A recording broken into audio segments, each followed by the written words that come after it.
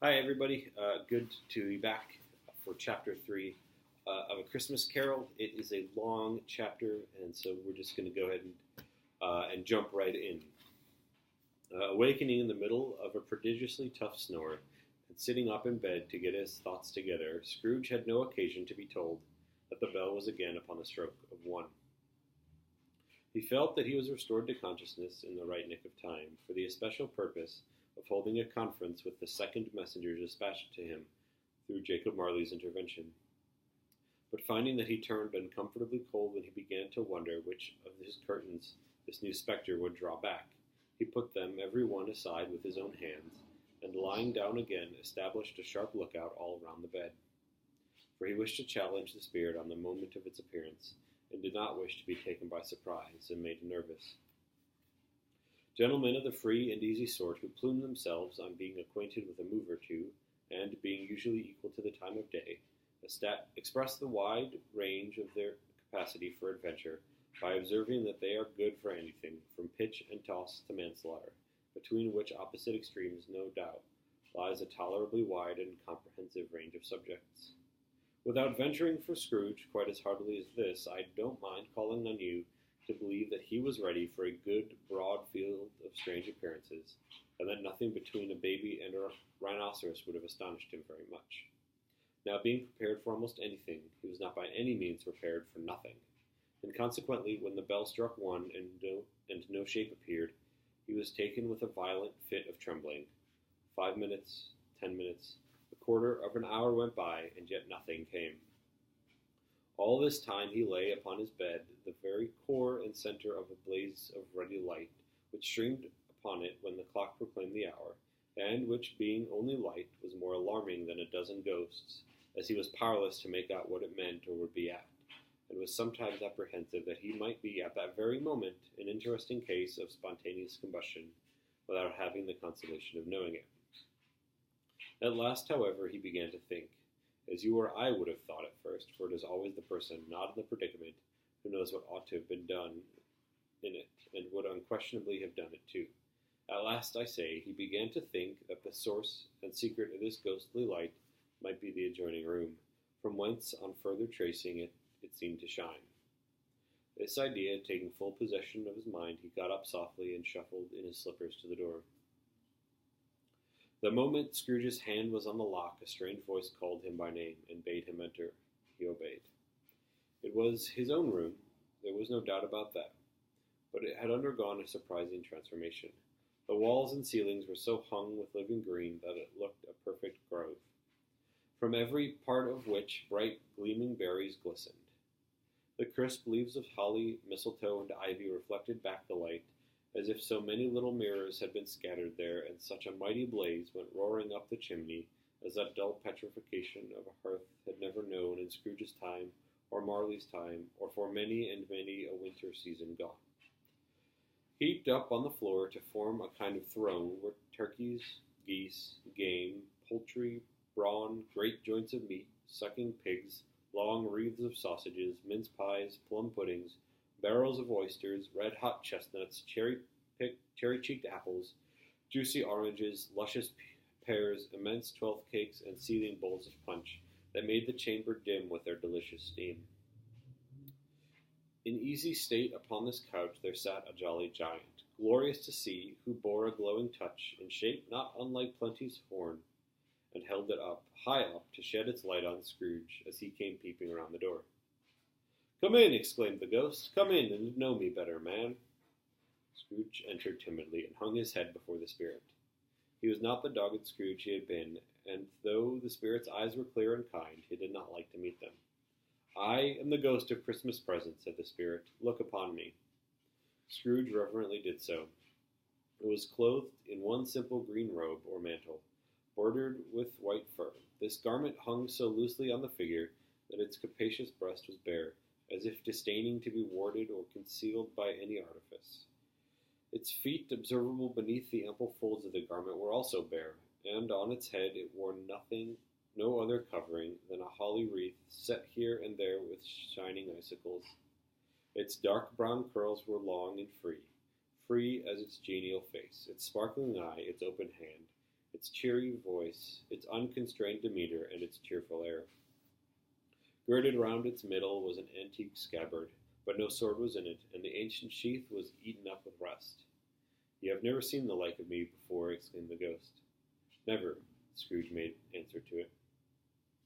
"Have never walked forth with the younger members of my family, meaning, for I am young, my elder brothers born in these latter years?" pursued the phantom. "I don't think I have," said Scrooge. "I'm afraid I have not." "Have you had many brothers, Spirit?" "More than 1,800, said the ghost. "A tremendous family to provide for," muttered Scrooge. The ghost of Christmas present rose. "Spirit," said Scrooge submissively, "conduct me where you will. I went forth last night on compulsion, and learnt a lesson which is not working now. Tonight, if you have aught to teach me, let me profit by it. Touch my robe." Scrooge did as he was told, and held it fast. Holly, mistletoe, red berries, ivy, turkey, geese, game, poultry, brawn, meat, pig, sausage, oysters, pies, puddings, fruit, and punch all vanished instantly. So did the room, the fire, the ruddy glow, the hour of night, and they stood in the city streets on Christmas morning, where, for the weather was severe, the people made a rough but brisk and not unpleasant kind of music, in scraping the snow from the pavement in front of their dwellings and from the tops of their houses, whence it was mad delight to the boys to see it come plumping down into the road below, and splitting into artificial little snowstorms. The house fronts looked black enough, and the windows blacker, contrasting with the smooth white snow upon the roofs, and with the dirtier snow upon the ground, which last deposit had been plowed up in deep furrows by the heavy wheels of carts and wagons, furrows that crossed and recrossed each other hundreds of times, where the great streets branched off and made intricate channels, hard to trace in the thick yellow mud and icy water. The sky was gloomy, and the shortest streets were choked up with a dingy mist, half thawed, half frozen, whose heavier particles descended in a shower of sooty atoms, as if all the chimneys in Great Britain had by one consent caught fire, and were blazing away to their dear hearts' content. There was nothing very cheerful in the climate or the town, and yet there was an air of cheerfulness abroad that the clearest summer air and brightest summer sun might have endeavored to diffuse in vain. For the people who were shoveling away on the housetops were jovial and full of glee, calling out to one another from the parapets, and now and then exchanging a facetious snowball, better-natured missile far than many a worded jest, laughing heartily if it went right, and not less heartily if it went wrong. The poulterers' shops were still half open, and the fruiterers were radiant in their glory. There were great round pot-bellied baskets of chestnuts, shaped like the waistcoats of jolly old gentlemen, lolling at the doors, and tumbling out into the streets in their apoplectic opulence. There were ruddy, brown-faced, broad-girthed Spanish onions, shining in the fatness of their growth like Spanish friars, and winking from their shelves in wanton slyness at the girls as they went by, and glanced demurely at the hung-up mistletoe. There were pears and apples clustered high in blooming pyramids. There were bunches of grapes made in the shopkeeper's benevolence to dangle from their conspicuous hooks, that people's mouths might water gratis as they passed. There were piles of filberts, mossy and brown, recalling, in their fragrant and ancient walks among the woods, and pleasant shufflings ankle-deep through the withered leaves. There were Norfolk biffins, squat and swarthy, set off the yellow of the oranges and lemons, and, in the great compactness of their juicy persons, urgently entreating and beseeching to be carried home in paper bags and eaten for dinner. There were gold and silver fish set forth among these choice fruits in a bowl, though members of a dull and stagnant-blooded race appeared to know that there was something going on, and, to a fish, went gasping round and round their little world in snow and passionless excitement. The grocers, oh, the grocers, nearly enclosed with perhaps 2 shutters down, or 1, but through those gaps such glimpses. It was not alone that the scales descended on the counter made a merry sound, or that the twine and roller parted company so briskly, or that the canisters were rattled up and down like juggling tricks, or even that the blended scents of tea and coffee were so grateful to the nose, or even that the raisins were so plentiful and rare, the almonds so extremely white, the sticks of cinnamon so long and straight, the other spices so delicious, the candied fruits so caked and spotted with molten sugar as to make the coldest lookers-on feel faint and subsequently bilious.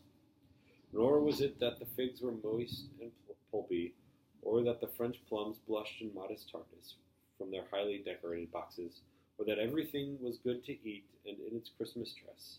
But the customers were all so hurried and eager in the hopeful promise of the day that they tumbled up against each other at the front door, crashing their wicker baskets wildly, and left their purchases upon the counter, and came running back to fetch them, and committed hundreds of the like mistakes in the best humor possible, while the grocer and his people were so frank and fresh that their polished hearts, with which they fastened their aprons behind them, might have been their own, worn outside for general inspection, and for Christmas daws to peck as if they chose.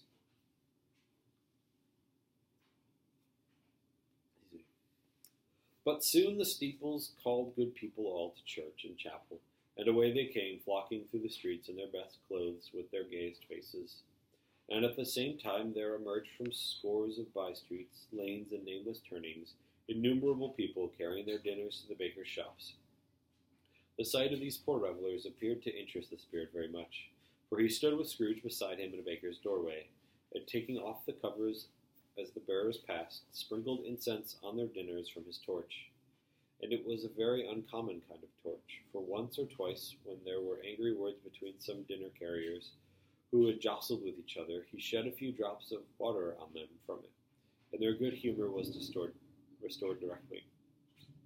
For they said it was a shame to quarrel upon Christmas Day, and so it was, God love it, so it was. In time the bells ceased, and the bakers were shut up, and yet there was a genial shadowing forth of all these dinners and the progress of their cooking, and the thawed blotch of wet above each baker's oven, where the pavement smoked as if the stones were cooking too. Is there a peculiar flavor in which you sprinkle from your torch? Asked Scrooge. There is, I own. Would it apply to any kind of dinner on this day? Asked Scrooge. To any kindly given, to a poor one most. Why to a poor one most? Asked Scrooge. Because it needs it most. Spirit, said Scrooge after a moment's thought, I wonder you, of all the beings in the many worlds about us, should desire to cramp these people's opportunities of innocent enjoyment.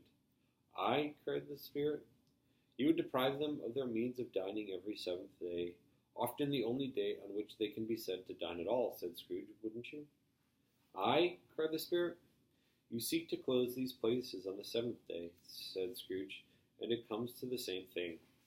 I seek, exclaimed the Spirit. Forgive me if I'm wrong. It has been done in your name, or at least in that of your family, said Scrooge. There are some upon this earth of yours, returned the Spirit, who lay claim to know us, and who do their deeds of passion, pride, ill will, hatred, envy, bigotry, and selfishness in our name, who are as strange to us and our kith and kin as if they had never lived. Remember that, and charge their doings on themselves, not us. Scrooge promised that he would, and they went on, invisible as they had been before, into the suburbs of the town. It was a remarkable quality of the ghost, of which Scrooge had observed at the baker's, that, notwithstanding his gigantic size, he could accommodate himself to any place with ease, and that he stood beneath a low roof quite as gracefully and like a supernatural creature as it was possible he could have done in any lofty hall.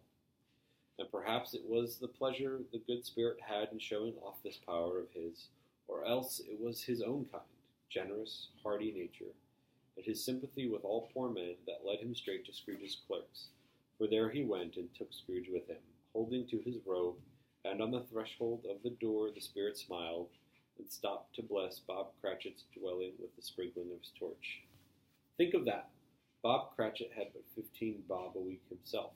He pocketed on Sundays but 15 copies of his Christian name, and yet the ghost of Christmas present blessed his four-room house. Then up rose Mrs. Cratchit, Cratchit's wife, dressed out but poorly in a twice-turned gown, but brave in ribbons, which are cheap and made a goodly show for sixpence, and she laid the cloth, assisted by Belinda Cratchit, second of her daughters, also brave in ribbons, while Master Peter Cratchit plunged a fork into the saucepan of potatoes, and, getting the corners of his monstrous shirt collar, Bob's private property conferred upon his son and heir in the honor of the day, into his mouth, rejoiced to find himself so gallantly attired, and yearned to show his linen in the fashionable parks. And now 2 smaller Cratchits, boy and girl, came tearing in, screaming that outside the baker's they had smelt the goose and known it for their own, and basking in luxurious thoughts of sage and onion, these young Cratchits danced about the table and exalted Master Peter Cratchit to the skies, while he, not proud, although his collars nearly choked him, blew the fire until the slow potatoes, bubbling up, knocked loudly at the saucepan lid to be let out and peeled. "Whatever has gotten into your precious father, then?" said Mrs. Cratchit. "And your brother, Tiny Tim, and Martha warn't as late last Christmas by half an hour." "Here's Martha, mother," said a girl, appearing as she spoke. "Here's Martha, mother," cried the 2 young Cratchits. "Hurrah! There's such a goose, Martha." "Why, bless your heart alive, my dear, how late you are," said Mrs. Cratchit, kissing her a dozen times and taking off her shawl and bonnet for her with officious zeal. "We'd a deal of work to finish up last night," replied the girl, "and had to clear away this morning, mother." "Well, never mind so long as you are come," said Mrs. Cratchit. "Sit ye down before the fire, my dear, and have a warm. Lord bless you." "No, no, there's father coming," cried the young woman Cratchits, who were everywhere at once. "Hide, Martha, hide." So Martha hid herself, and in came little Bob, the father, which with at least 3 feet of comforter exclusive on the fringe, hanging down before him, and his threadbare clothes darned up and brushed to look seasonable, and Tiny Tim upon his shoulders. Alas for Tiny Tim, he bore a little crutch, and had his limbs supported by an iron frame. "Why, where's our Martha?" cried Bob Cratchit, looking round. "Not coming," said Mrs. Cratchit. "Not coming!" said Bob, with a sudden declension in his high spirits, for he had been Tim's blood horse all the way from church, and had come home rampant. "Not coming Christmas Day?" Martha didn't like to seem disappointed, if it were only a joke, so she came out prematurely from behind the closet door, and ran into his arms while the 2 young Cratchits hustled Tiny Tim and bore him off into the wash-house, that he might hear the pudding singing in the copper. "And how did little Tim behave?" asked Mrs. Cratchit, when she had rallied Bob on his credulity, and Bob had hugged his daughter to his heart's content. "As good as gold," said Bob, "and better. Somehow he gets thoughts sitting by himself so much, and he thinks the strangest things you ever heard. He told me, coming home, that he hoped the people saw him in the church, because he was a cripple, and it might be pleasant to them to remember on Christmas Day who made the lame beggars walk and blind men see." Bob's voice was tremulous when he told this, and trembled more when he said that Tiny Tim was growing strong and hearty. His active little crutch was heard upon the floor, and back came Tiny Tim before another word was spoken, escorted by his brother and sister to his stool before the fire, and while Bob, turning up his cuffs, as if, poor fellow, they were capable of being made more shabby, compounded some hot mixture in a jug with gin and lemons, and stirred it round, and put it on the hob to simmer. Master Peter and the 2 ubiquitous young Cratchits went to fetch the goose, with which they soon returned in high procession.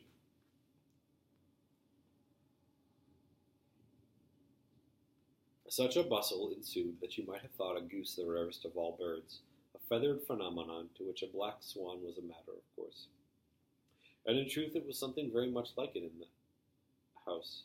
Mrs. Cratchit made the gravy ready beforehand in the little saucepan, hissing hot. Master Peter mashed the potatoes with incredible vigor. Miss Belinda sweetened up the apple sauce. Martha dusted the hot plates. Bob took Tiny Tim beside him in a tiny corner at the table. The 2 young Cratchits set chairs for everyone, not forgetting themselves in mounting guard upon their posts, crammed spoons into their mouth, lest they should shriek for goose before their turn came to be helped. At last the dishes were set on, and grace was said. It was succeeded by a breathless pause as Mrs. Cratchit looked slowly all along the carving knife, prepared to plunge it in the breast. But when she did, and when the long-expected gush of stuffing issued forth, one murmur of delight arose all round the board, and even Tiny Tim, excited by the 2 young Cratchits, beat on the table with the handle of his knife, and feebly cried, "Hurrah!" There was never such a goose. Bob said he didn't believe there was ever such a goose cooked. Its tenderness and flavor, size and cheapness were the themes of universal admiration. Eked out by applesauce and mashed potatoes, it was a sufficient dinner for the whole family. Indeed, as Mr. Cratchit said with great delight, surveying one small atom of a bone upon the dish. They hadn't ate it all at last, yet every one had had enough, and the youngest Cratchits in particular were steeped in sage and onion to the eyebrows. But now the plates being changed by Miss Belinda, Mrs. Cratchit left the room alone, too nervous to bear witness, to take the pudding up and bring it in. Suppose it should not be done enough. Suppose it should break in turning out. Suppose somebody should have got over the walls of the backyard and stolen it while they were merry with the goose. A supposition at which the two young Cratchits became livid. All sorts of horrors were supposed. Hello, a great deal of steam. The pudding was out of the copper. A smell like a washing day. That was the cloth. A smell like an eating house and a pastry cook's next door to each other, with a launderer's next door to that. That was the pudding. In half a minute Mrs. Cratchit entered, flushed but smiling proudly with the pudding, like a speckled cannonball, so hard and firm, blazing in half a quartern of ignited brandy and bedlight, with Christmas hollies stuck into the top. Oh, a wonderful pudding, Bob Cratchit said, and calmly too, that he regarded it as the greatest success achieved by Mrs. Cratchit since their marriage. Mrs. Cratchit said that now the weight was off her mind, she would confess that she had never doubts about the quantity of flour. Everybody had something to say about it, but nobody said or thought it was at all a small pudding for a large family. It would have been a flat heresy to do so. Any Cratchit would have blushed to hint at such a thing. At last the dinner was all done. The cloth was cleared, the hearth swept, and the fire made up. The compound in the jug being tasted and considered perfect, apples and oranges were put upon the table, and a shovel full of chestnuts on the fire. Then all the Cratchit family drew round the hearth, in what Bob Cratchit called a circle, meaning half a one. And at Bob Cratchit's elbow stood the family display of glass, 2 tumblers and a custard cup without a handle. These held the hot stuff from the jug, however, as well as golden goblets would have done, and Bob served it out with beaming looks, while the chestnuts upon the fire sputtered and cracked noisily. Then Bob proposed, "A Merry Christmas to us all, my dears. God bless us," which all the family re-echoed. "God bless us, every one," said Tiny Tim, the last of all. He sat very close to his father's side upon his little stool. Bob held his withered little hand in his, as if he loved the child, and wished to keep him by his side, and dreaded that he might be taken from him. "Spirit," said Scrooge, with an interest he had never felt before, "tell me if Tiny Tim will live." "I see a vacant seat," replied the ghost, "in the poor chimney corner, and a crutch without an owner, carefully preserved. If these shadows remain unaltered by the future, the child will die." "No, no," said Scrooge. "Oh, no, kind spirit. Say he will be spared." "If these shadows remain unaltered by the future, none other of my race," returned the ghost, "will find him here." "What then? If he be like to die, he had better do it, and decrease the surplus population." Scrooge hung his head to hear his own words quoted by the spirit, and was overcome with penitence and grief. "Man," said the ghost, "if man you be in heart, not adamant, forbear that wicked cant until you have discovered what the surplus is, and where it is. Will you decide what men shall live, and what men shall die? It may be that in the sight of heaven you are more worthless and less fit to live than millions like this poor man's child. O God, to hear the insight of Amalif pronouncing on the too much life among the hungry brothers in the dust." Scrooge bent before the ghost's rebuke, and trembling cast his eyes upon the ground, but he raised them speedily on hearing his own name. "Mr. Scrooge," said Bob, "I'll give you Mr. Scrooge, the founder of the feast." "The founder of the feast, indeed," cried Mrs. Cratchit, reddening. "I wish I had him here. I'd give him a piece of my mind to feast upon. I hope he'd have a good appetite for it." "My dear," said Bob, "the children. Christmas Day." "It should be Christmas Day, I am sure," said she, "on which one drinks the health of such an odious, stingy, hard, unfeeling man as Scrooge. You know he is, Robert. Nobody knows it better than you do, poor fellow." "My dear," was Bob's mild answer, "Christmas Day." I'll drink his health for your sake, and the day's, said Mrs. Cratchit, not for his. Long life to him, a Merry Christmas and a Happy New Year. He'll be very merry and very happy, I have no doubt. The children drank the toast after her. It was the first of their proceedings which had no heartiness. Tiny Tim drank it last of all, but he didn't care twopence for it. Scrooge was the ogre of the family. The mention of his name cast a dark shadow on the party, which was not dispelled for a full 5 minutes. After it had passed away, they were 10 times merrier than before. From the mere relief of Scrooge, the baleful being done with, Bob Cratchit told them how he had a situation in his eye for Master Peter, which would bring in, if obtained, full 5 and 6 pence weekly. The two young Cratchits laughed tremendously at the idea of Peter being a man of business, and Peter looked thoughtfully at the fire from behind his collars, as if he were deliberating what particular investments he should favor when he came into the receipt of that bewildering income. Martha, who was a poor apprentice at a milliner's, then told them what kind of work she had to do, and how many hours she worked at a stretch, and how she meant to lie abed tomorrow morning for a good long rest, tomorrow being a holiday she passed at home. Also how she had seen a countess and a lord some days before, and how the lord was much about as tall as Peter, at which Peter put up his collar so high that you couldn't have seen his head if you had been there. All this time the chestnuts and the drug went round and round. By and by they had a song about a lost child traveling in the snow, from Tiny Tim, who had a plaintive little voice and sang it very well indeed. There was nothing of a high mark in this. They were not a handsome family. They were not well dressed. Their shoes were far from being waterproof. Their clothes were scanty, and Peter might have known, and very likely did, the inside of a pawnbroker's. But they were happy, grateful, pleased with one another, and contented with the time, and when faded and looked happier yet in the bright sprinklings of the spirit's torch at parting, Scrooge had his eye upon them, and especially on Tiny Tim until the last. By this time it was getting dark, and snowing pretty heavily. And as Scrooge and the spirit went along the streets, the brightness of the roaring fires in kitchens, parlors, and all sorts of rooms was wonderful. Here the flickering of the blaze showed preparations for a cozy dinner, with hot plates baking through and through before the fire, and deep red curtains ready to be drawn to shut out colder darkness. There all the children of the house were running out into the snow to meet their married brothers, sisters, cousins, uncles, aunts, and be the first to greet them. Here again were shadows on the window blind of guests assembling, and there a group of handsome girls, all hooded and fur-booted, and all chattering at once, tripped lightly off to some neighbor's house, where, woe upon the single man who saw them, artful witches, well they knew it, in a glow. But if you had judged from the numbers of people on their way to friendly gatherings, you might have thought that no one was home to give them welcome when they got there. Instead of every house expecting company, and piling up its fires half chimney high.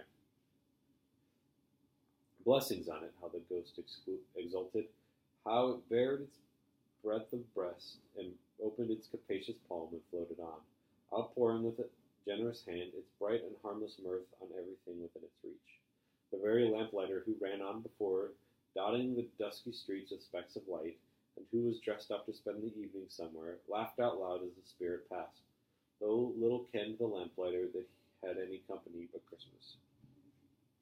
And now, without a word of warning from the ghost, they stood upon a bleak and desert moor, where monstrous masses of rude stone were cast about, as though it were the burial place of giants, and water spread itself wheresoever it listed, or would have done so, but for the frost that held it prisoner, and nothing grew but moss and furze and coarse rank grass. Down in the west the setting sun had left a streak of fiery red, which glared upon the desolation for an instant, like a sullen eye, and frowning lower yet, was lost in the thick gloom of darkest night. "What place is this?" asked Scrooge. "A place where miners live, who labor in the bowels of the earth," returned the spirit. "But they know me, see." A light shone from the window of a hut, and swiftly they advanced towards it. Passing through the wall of mud and stone, they found a cheerful company assembled round a glowing fire, An old, old man and woman, with their children and their children's children, and another generation beyond that, all decked out gaily in their holiday attire. The old man, in a voice that seldom rose above the howling of the wind upon the barren waste, was singing them a Christmas song. It had been a very old song when he was a boy, and from time to time they all joined in the chorus. So surely as they raised their voices, the old man got quite blithe and shouted, and so surely as they stopped, his vigor sank again. The spirit did not tarry here, but bade Scrooge hold his robe, and passing on above the moor, sped whither? Not to sea. To sea? To Scrooge's horror, looking back, he saw the last of the land, a frightful range of rocks behind them, and his ears were deafened by the thundering of water as it rolled and roared and raged among the dreadful caverns it had worn, and fiercely tried to undermine the earth. Built upon a dismal reef of sunken rocks, some league or so from shore, on which the waters chafed and dashed this wild year through, there stood a solitary lighthouse. Great heaps of seaweed clung to its base, and storm birds, born of the wind one might suppose, as seaweed of the water, rose and fell about it, like the waves they skimmed. But even here 2 men who watched the light had made a fire, that through the loophole in the thick stone wall shed out a ray of brightness on the awful sea. Joining their horny hands over the rough table at which they sat, they wished each other Merry Christmas in their can of grog, and one of them, the elder too, with his face all damaged and scarred with hard weather,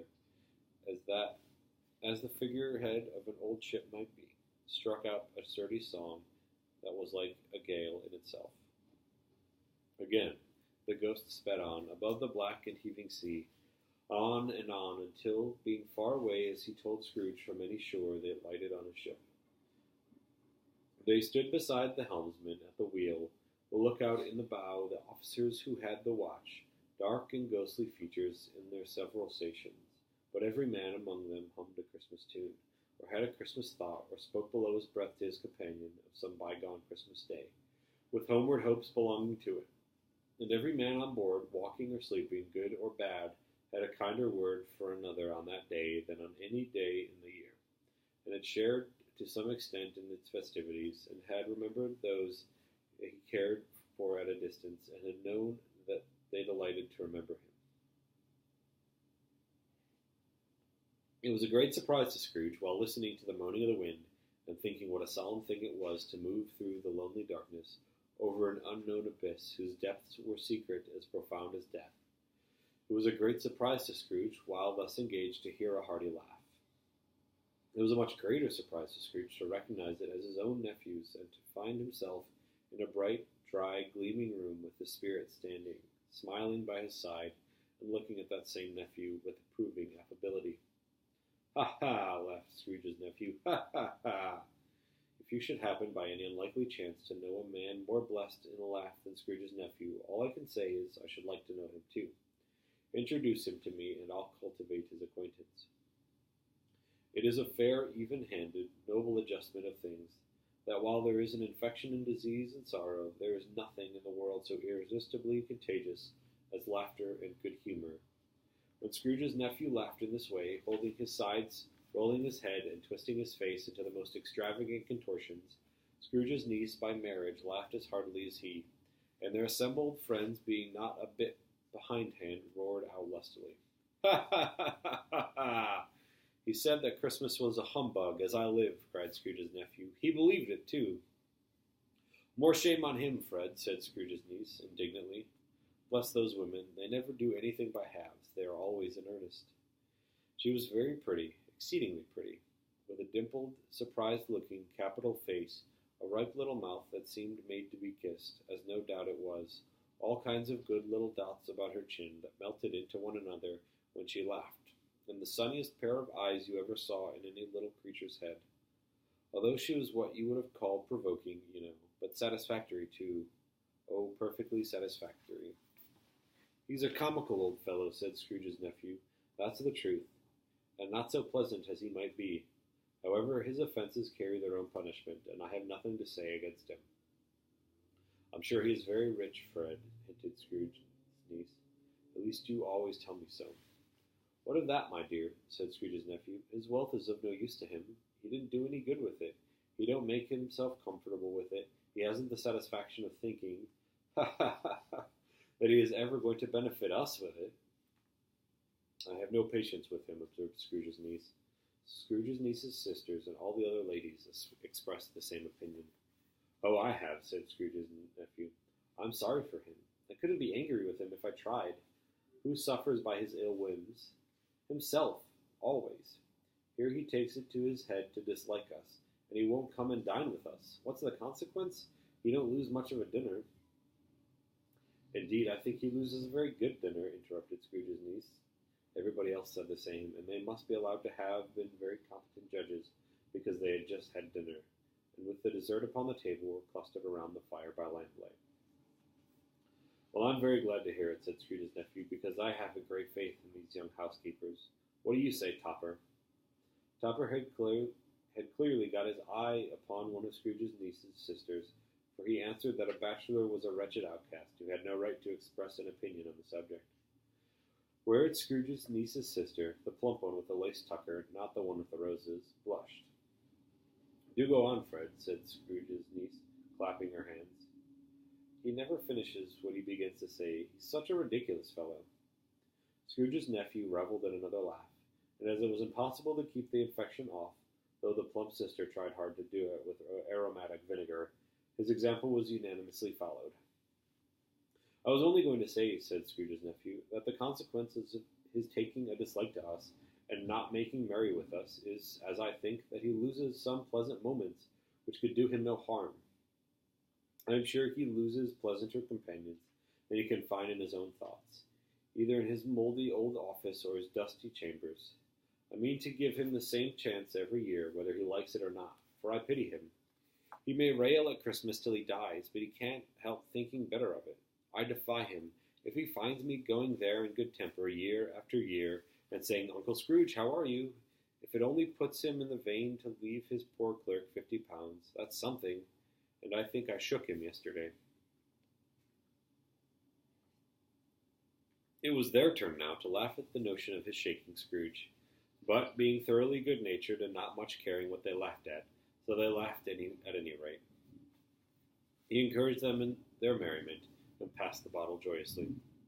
After tea they had some music, for they were a musical family, and knew what they were about when they sung a glee or catch, I can assure you, especially Topper, who could growl away like a bass, like a good one, and never swell the large veins in his forehead, or get red in the face over it.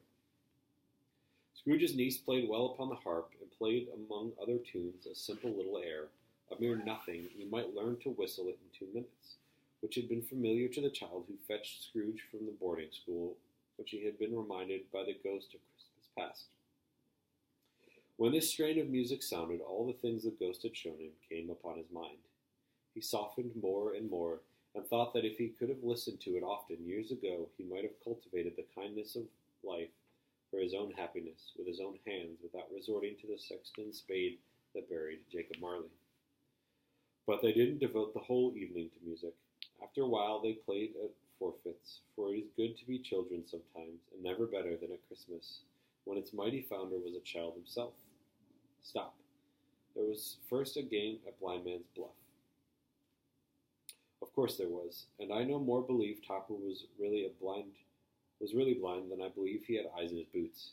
My opinion is that it was a dumb thing between him and Scrooge's nephew, and that the ghost of Christmas present knew it. The way he went after that plump sister in the lace tucker was an outrage on the credulity of human nature. Excuse me. Oh my goodness. All right. Knocking down the fire irons, tumbling over the chains, bumping against the piano, smothering himself among the curtains wherever she went, there went he. He always knew where the plump sister was. He wouldn't catch anybody else. If you had fallen up against him, as some of them did, on purpose, he would have made a faint endeavor to seize you, which would have been an affront to your understanding, and would instantly have sidled off in the direction of the plump sister. She often carried out that it wasn't fair, and really it was not. But when at last he caught her, when, in spite of all her silken rustlings and her rapid flutterings past him, he got her into a corner where there was no escape, then his conduct was most exorable. For his pretending not to know her, his pretending that it was necessary to touch her headdress, and further to assure himself of her identity by pressing a certain ring upon her finger and a certain chain about her neck, was vile and monstrous. No doubt she told him her opinion of it. Another blind man being in office, they were so very confidential together behind the curtains. Scrooge's niece was not one of the blind man's party, but was made comfortable with a large chair and a footstool in a snug corner, where the ghost and Scrooge were close behind her. But she joined in the forfeits, and loved her love to admiration with all the letters of the alphabet. Likewise, at the game of how, when, and where, she was very great, and to secret joy of Scrooge's nephew, beat her sisters hollow, though they were sharp girls too, as Topper could have told you. There might have been 20 people there, young and old, but they all played, and so did Scrooge, for wholly forgetting in the interest he had in what was going on. That his voice made no sound in their ears, he sometimes came out with his guess quite loud, and very often guessed quite right too, for the sharpest needle best Whitechapel warranted not to cut in the eye was not sharper than Scrooge's, blunt as he took it in his head to be.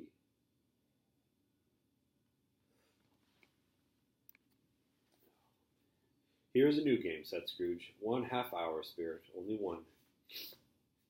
It was a game called Yes and No, where Scrooge's nephew had to think of something and the rest must find out, he only answering to their questions yes or no, as the case was.